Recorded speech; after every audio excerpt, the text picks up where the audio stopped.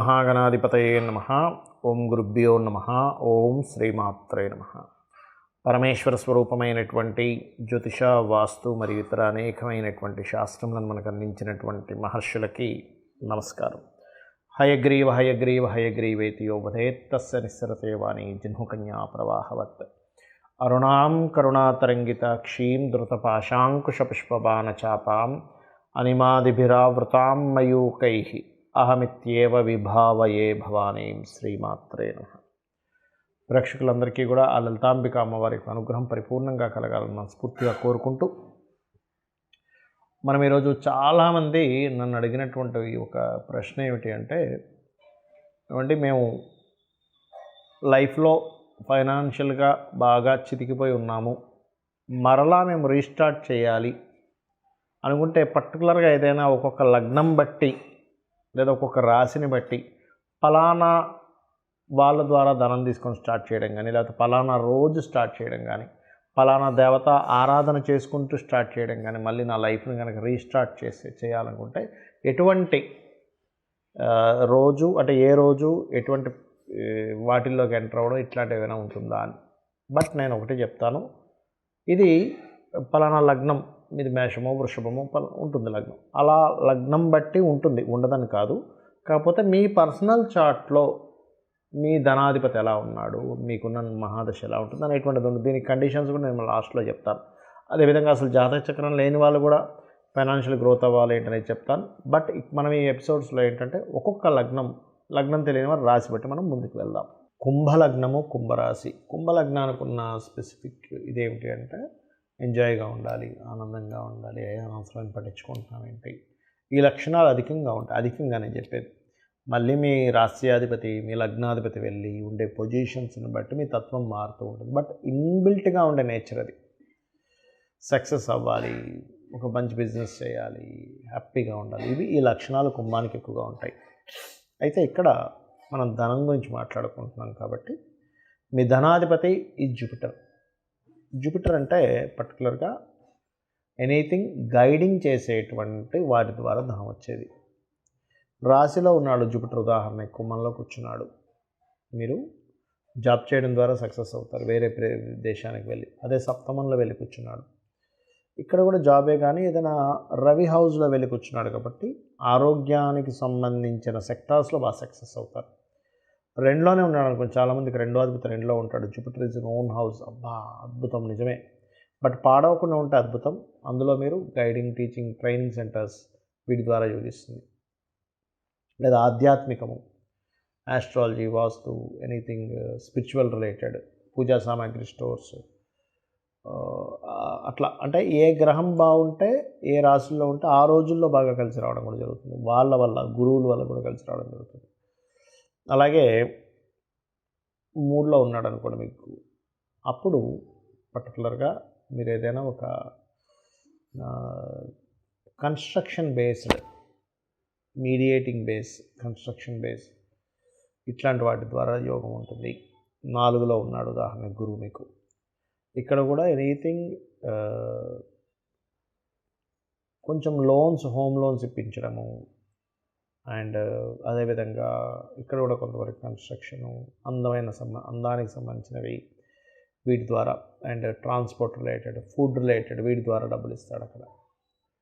And అలాగే 5లో ఉన్నాడు, ఏదైనా నేర్పడం లేదా సంథింగ్ ఏదైనా గైడ్ చేయడం, సంతానం కలిగినప్పటి నుంచి ఫైనాన్షియల్ గ్రోత్ పెరగడం ఇస్తుంది. 6లో ఉన్నాడు కుంభానికి, బట్ ఎగ్జాల్టెడ్ పొజిషన్ ఉంటాడు 6లో ఉంటే. సో 6లో ఉన్నప్పుడు ఏంటంటే ఎక్కువగా డిపార్ట్మెంటల్ సైడ్ వెల్త్ బాగా యోగిస్తుంది వాళ్ళకి. అండ్ అలాగే వాళ్ళకి ఫైనాన్స్ వచ్చేటువంటి మార్గాలు కూడా ఎక్కువగా రియల్ ఎస్టేట్, భూముల వల్ల కూడా ఎక్కువగా డబ్బులు వస్తుంటాయి. బికాజ్ ఆఫ్ న్యాచురల్ 4th హౌస్లో గురు ఎగ్జాల్టెడ్. 4th హౌస్ సిగ్నిఫైస్ గృహాలు, వాహనాలు, భూములు, ఇవి చూడడానికి ఇక్కడ 6లో ఉన్నాడు. సో అందుకని ఏంటి, ఏదైనా లోన్స్ ఇప్పించడం ద్వారా కూడా వస్తుంది అక్కడ. సప్తమైతే ఆల్రెడీ చెప్పాను, లగ్నంలో ఉన్న, సప్తమంలో ఉన్న వేరే ప్రాంతానికి వెళ్ళి యోగిస్తుంది. నేను ఇక అష్టమంలో ఉన్నాడు గురువు మీకు.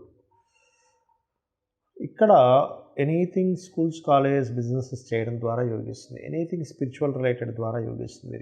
బట్ ఏదైనా గుర్తుపెట్టుకోండి, ఆ దశ, ఆ ఫలితం వచ్చే దశ రావాలి. అండ్ భాగ్యంలో ఉన్నాడు, ఉదాహరణకి మీకు భూముల ద్వారా ఏదైనా ఒక భూమి కొన్నారు, ఒక గృహం కొన్నారు, అదే మీకు ధనాన్ని తెచ్చిపెడుతుంది. ఏదైనా స్పిరిచువల్ యాక్టివిటీస్ ద్వారా 9000 స్పిరిచువల్ యాక్టివిటీస్ కదా, పూజలు చేయించడం, మనం పురోహితులు ఉంటారు వాళ్ళు, లేదా లా రిలేటెడ్ అండ్ అట్లా అనమాట. Anything art base related, anything creative related, anything fashion related వీటి ద్వారా వస్తుంది. బికాజ్ ఆఫ్ శుక్రుడు హౌస్ కాబట్టి. అదే 10th హౌస్లో ఉన్నాడు అనుకోండి ఇదే గురువు, ఇక్కడ కూడా ఏదైనా కొంతమంది చూడండి different types of foods restaurants పెట్టుకుని ఉంటారు. బికాజ్ ఆఫ్ అక్కడి నుంచి చంద్రుడు హౌస్ని చూస్తుంటాడు గురువు. ఎప్పుడు కూడా దృష్టి చాలా ప్రధానమైనటువంటిది. సో అందుకని ఫుడ్ రిలేటెడ్, భూములు వల్ల ఇక్కడ కూడా ఇస్తాడు భూముల వల్ల. అలాగే లాభంలో ఉన్నాడు, ఎనీథింగ్ మార్కెటింగ్, ఎందుకంటే కుంభానికి కూడా ఛాన్స్ ఉంటుంది షేర్ మార్కెట్లో డబ్బులు రావడానికి. బట్ ఇక్కడ షేర్ మార్కెట్కి బేస్ ఏంటంటే 25811 కాంబినేషన్ ఉండాలి, ఒక నీచభంగ రాజ్యోగం కానీ విపరీత రాజ్యోగం కానీ ఉండాలి. ఆ దశలు నడుస్తుండాలి, అప్పుడే రాణిస్తుంది. అదర్వైజ్ ఎందుకు 99.99% పీపుల్కి డబ్బులు రావంటే ఈ కాంబినేషన్ ఉండదు. అలాగే వ్యయంలో ఉన్నాడు అనుకోండి, అంటే మకరంలో ఉన్నాడు, నీచ స్థానం అయిపోయింది మకరం. అప్పుడు ఫైనాన్షియల్గా స్టార్టింగ్లో ఇబ్బంది పడి తర్వాత రాణిస్తారు. కాకపోతే ఇక్కడ ఇది నీచభంగ రాజయోగం కనుక ఏర్పడితే ఆ గురువుకి ఇంకా అద్భుతంగా రాణిస్తారు. అయితే మీకు ఇట్లా నీచ స్థానంలో పడ్డప్పుడు మీరు ఏదైనా ఆలయాలకు వెళ్ళి అక్కడ ఏదైనా సేవ చేయాలి. అప్పుడు తొందరగా మీకు ఆ కర్మ నుంచి విముక్తి కలుగుతుంది. అండ్ అగైన్ మీరు చేయవలసింది ఏమిటంటే, ఫస్ట్ ఆఫ్ ఆల్ గుర్తుపెట్టుకోండి, ఎక్కువగా దత్తాత్రేయుడు ఆరాధన చేయండి, అన్ని విధాలుగా బాగుంటుంది. ఇక్కడ నేను మీకు కొన్ని కండిషన్స్ కూడా చెప్తాను. ఏమిటది అంటే, అందరూ చేసుకోవాల్సిన ఫస్ట్ అసలు మంత్రం ఏమిటి? ఫైనాన్షియల్గా నాకు రావట్లేదండి, ఓం సంపత్కరీ సమారూఢ సింధుర వ్రజ సేవితాయే నమః.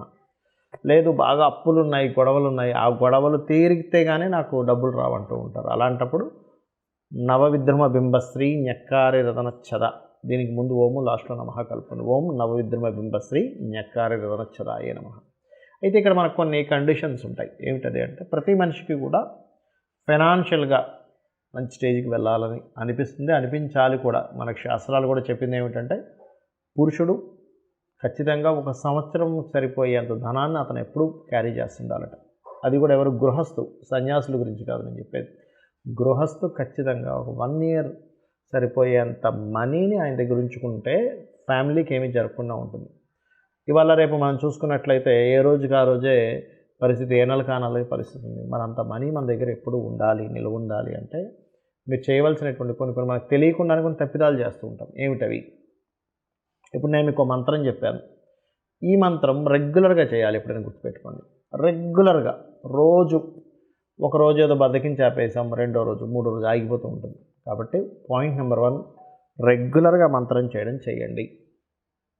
ఇంకోటి, ఇప్పుడు నేను మీకు చెప్పాను ధనాధిపతి ఈ ప్లేసెస్లో ఉంటే వీళ్ళ మూలంగా వీటి మూలంగా ధనం ఉంటుంది అని.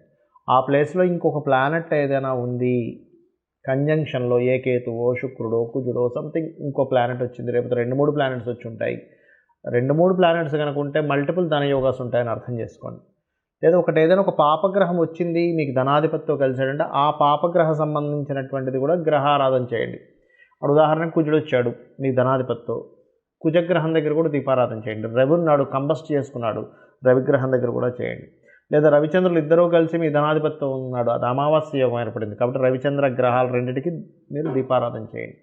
అప్పుడు ఏమవుతుందంటే మీకు ఈ ప్రాబ్లం అనేటువంటిది, మీ ఫైనాన్షియల్ స్ట్రెస్ అనేటువంటిది తగ్గుతుంది. ఇక మరొక విషయం ఏంటంటే, చాలామందికి గోవులు దగ్గరలో ఉన్నాయండి, గోవుకి ఏదైనా తినిపించవచ్చు అని అడుగుతున్నారు. ఫైనాన్షియల్ గ్రోత్ మీకు రావాలి, మీ గ్రహస్థితిలో మంచి మార్పు జరగాలంటే మీరు చేయవలసింది సింపుల్గా ఒకటే గుర్తుపెట్టుకోండి. శనివారాలు పిడికెడు బెల్లం, సింపుల్ పిడికెడు బెల్లం తీసుకెళ్ళి దేశీవాలి గోవుకి ప్రశాంతంగా అంత హ్యాపీగా పెట్టండి చాలు. ఆ జీవి కనుక ఆనందిస్తే ప్రకృతి ఆటోమేటిక్గా మీకు పాజిటివ్ రిజల్ట్స్ ఇస్తుంది. శుక్రవారాలు 3 చపాతీలు తీసుకోండి, దాని నూనెతో కాల్చకుండా చక్కగా నార్మల్గా కాల్చి దాని మీద చక్కగా తేనె పూసి చిన్న చిన్న ముక్కలుగా చేసి చిన్నపిల్లలకి ఎలా తినిపిస్తాం అట్లా గోవుకు తినిపించండి. 3 సంఖ్యకి గురువు కారకుడు, తేనెకి శుక్రుడు కారకుడు, గురు శుక్రుల సంబంధం ఈ ఫైనాన్షియల్ గ్రోత్. అలాగే ఇక్కడ మరొక విషయం ఏంటంటే, మీరు తెలియకుండానే కొన్ని మిస్టేక్స్ చేస్తాం, చెయ్యకూడని పనులు చేస్తూ ఉంటాం. మనం ఎన్నో పూజలు చేస్తుంటాం, ఓ పక్క చేయకూడని పనులు చేస్తుంటాం. ఏమిటి అవి? అందుకే ఫైనాన్షియల్ క్రంచ్ కూడా ఏర్పడుతూ ఉంటుంది. గుర్తుపెట్టుకోండి. ఒకటి, సండేస్ నాన్ వెజిటేరియన్, డ్రింకు, స్త్రీని కలవడము, తలకు నూనె పెట్టుకోవడం చేయకండి. Sunday is most important. రెండవది, ఒక పూజ చేస్తాము, ఒక మంత్రం చేస్తాం, మాటికి మళ్ళీ ఇది పని చేస్తుందో లేదో, ఇది చేశాను కానీ ఏమవుతుందో, నెగటివ్ థింకింగ్ స్టార్ట్. అలాగే ధనం అనేటువంటిది ఒక నోట్ల కట్టల రూపంలో అసలు చూడకండి దయచేసి. ధనం దేన్ని ఆశ్రయించి ఉంటుంది? ఒక స్కిల్ని ఆశ్రయించి ఉంటుంది. డబ్బులు ఎప్పుడు కూడా ఒక స్కిల్ని ఆశ్రయించి ఉంటుంది. మీకు డబ్బులు ఎక్కువ కావాలి అంటే ఎక్కువ స్కిల్స్ నేర్చుకోవాలి. ఇది మెయిన్ పాయింట్. మీ దగ్గర పలానా ఇది ఉంది, ఒక బిజినెస్ మ్యాన్ దగ్గరికి వెళ్ళి మీరు చెప్పారు, నా దగ్గర ఒక గొప్ప ఐడియా ఉంది, దీని ద్వారా మీ యొక్క బిజినెస్ డబల్ అవుతుంది అన్నారు. వెంటనే అతను మిమ్మల్ని, అవునా అయితే నువ్వు నా దానిలోకి వచ్చి జాబ్ చేసి చూపించు అంటాడు. మీరు చూపించగలిగారు, ఏమవుతుంది? మీ యొక్క వాల్యూస్ పెరుగుతాయి. అంటే ఏమిటి? డబ్బు సంపాదించాలంటే ఎవరైనా కానీ స్కిల్స్ పెంచుకుంటుండాలి. దీని బీజం అది. ఇంకోటి ఏంటంటే, డబ్బుని చాలామంది ఏం చేస్తారు, ఒక రేంజ్లోకి వెళ్ళంగానే చప్పబడిపోతారు. అది చాలా పెద్ద మిస్టేక్. అరే నేను ఆ రోజులు చాలా బ్రతికాను, దాని తర్వాత ఎందుకు నేను పతనం అయ్యాను అంటుంటారు. బికాజ్ ఆఫ్ అప్డేట్ లేకపోవడం. ఎప్పటికప్పుడు అప్డేట్ చేసుకోవట్లేదు వాళ్ళని వాళ్ళు. ఎప్పుడైతే మనం అప్డేట్ చేసుకోవడం ఆగిపోతామో, ప్రకృతి, ఈ వరల్డ్ అనేది ఆగదు, వెళ్ళిపోతూనే ఉంటుంది. మనం అక్కడ ఆగిపోయాం, ప్రపంచం ముందుకు వెళ్ళిపోయింది. ఇది గుర్తుపెట్టుకోండి. నేను చెప్పిన పరిహారాలు చేసుకోండి. 100% మీరు లైఫ్లో సక్సెస్ అయి తీరుతారు. ఇంకా ఎక్కువ సమస్యలు ఉన్నాయండి, అసలు మైండ్ పని చేయట్లేదు అంటుంటారు చాలామంది. అసలు ఏం చేయాలో అర్థం కావట్లేదు, షివరింగ్గా ఉంది, బోల్డ్ క్రెడిట్ కార్డ్స్ అయిపోయాయి, చాలా ఇబ్బందిగా ఉంది. ఉదయం సాయంత్రం 2 సార్లు లలితా సహస్రనామాలు యూట్యూబ్లో పెట్టుకొని చక్కగా జస్ట్ ధ్యానంలో కూర్చొని, ఇక్కడ ఆ కాన్సన్ట్రేషన్ ఇక్కడ చేస్తూ అలా కూర్చోండి. మీ మైండ్ ఫస్ట్ సెట్ అవుతుంది. ఎందుకంటే నేను చాలామందిని చూస్తుంటాను, బోల్డ్ అప్పులు, క్రెడిట్ కార్డులు వాడేసి, అది వాడేసి, ఇది వాడేసి, అవి ఎలా కట్టాలో అర్థం కాక వాళ్ళ ఫోన్ నుంచి తప్పించుకొని ఇలాంటివన్నీ పడుతున్నారు. అప్పులు మీకు పూర్తిగా పోవాలంటే ఓం అపర్ణాయై నమః ఈ మంత్రం చేయండి. ఖచ్చితంగా మీరు ఆ యొక్క అమ్మవారి అనుగ్రహంతో మరలా పూర్వవైభవాన్ని మీరు పొందుతారు.